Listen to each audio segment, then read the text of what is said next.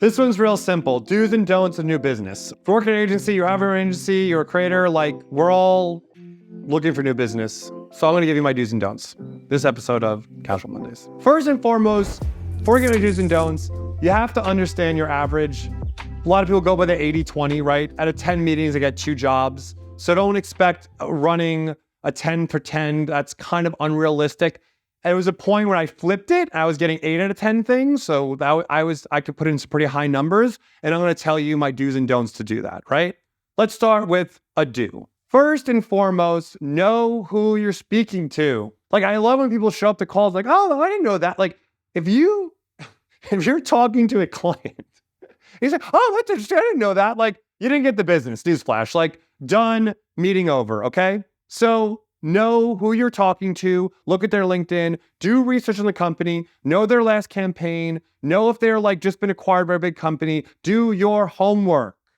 I'll give you a don't. Don't show up thinking that like they should know about you. That's the opposite, right? Assume they heard about you, they found you, we got a link, like make sure that you are introing yourself in a very confident, non-narcissistic, real way so you can connect with the person. So the beginning of a conversation, an intro, you're letting them intro themselves, but you know them. Make sure you have a clear, sharp intro that's not too long, but gets it all in a really concise way. So let them know who they're talking to. And I usually kind of stick in why we should work together, giving some like kind of pertinent, since you've done that research, giving that pertinent like, oh, and I've done things like that, right? I'm at a sneaker company, I'm in a sneaker brand, I'm meeting with this sneaker brand, I've worked with that sneaker brand, for example.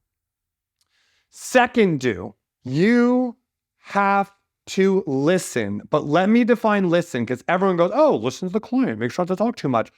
Listen for what they mean and not what they're saying. There's 2 different things, and that's where the wisdom and insight in your experience happens. So if you did do some of that research and you have context into not only them, but maybe the category at large or the community at large that they're trying to tap into, listen to it, right? Listen to what their real problem is. Sometimes they're like, oh, we need to do more social media stuff. You're like, wait, do you need social media or do you need a community? They're like, oh, that's interesting. What do you mean? Like, listen to what they're saying. Don't be like, oh, and you want social media? Okay, well, I do 30 videos for 5. Like, no. Like, you're closing. If you can unearth the real challenge, do that. Don't do what I just said. Start selling what you do too early in the conversation. A sales pitch is all encompassing. It's you both know why you're there, right? So it's like, don't make it obvious, right? Like, ease your way into it. Understand maybe in the back of your mind, like what you're willing to sell, what you're trying to sell, and seed it along the way.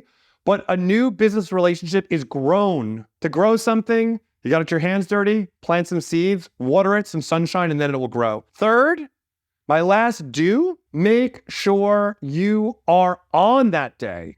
You have to be on. Don't be distracted. To me, like a new business meeting, like if it's in person, I make sure the morning before I have a meditation, I'm clear, I'm going, I'm focused. When I'm in my home office, it's standing desk time, I'm standing up, I'm on, like I'm in it. Like, be excited. They are not buying your services. They're not even buying your styles of camera. They're buying you. So you better be the best you in that meeting.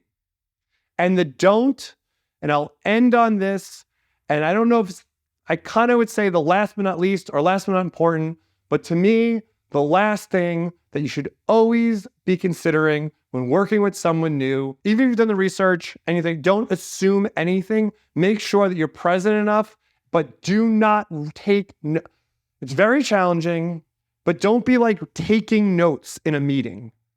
Active listening. Look, engaged listening, but not writing. Oh my God, it just looks so amateur hour. Again, once you have a team, yes, maybe someone on your team is taking notes and you need to remember things. Maybe you can ask to record it. If it's a thing, maybe you have your phone on the side, you're recording the conversations, you have notes for later. Maybe you're using some sort of AI tool. As much as it's important to get that information, make sure you're not missing it, not being engaged and them not connecting with you is the biggest no. So those are my 3 do's and 3 don'ts for a new business meeting. I hope it helps, and I hope that you have a bunch of new business meetings coming up to practice it. So that's what I got this week. Peace.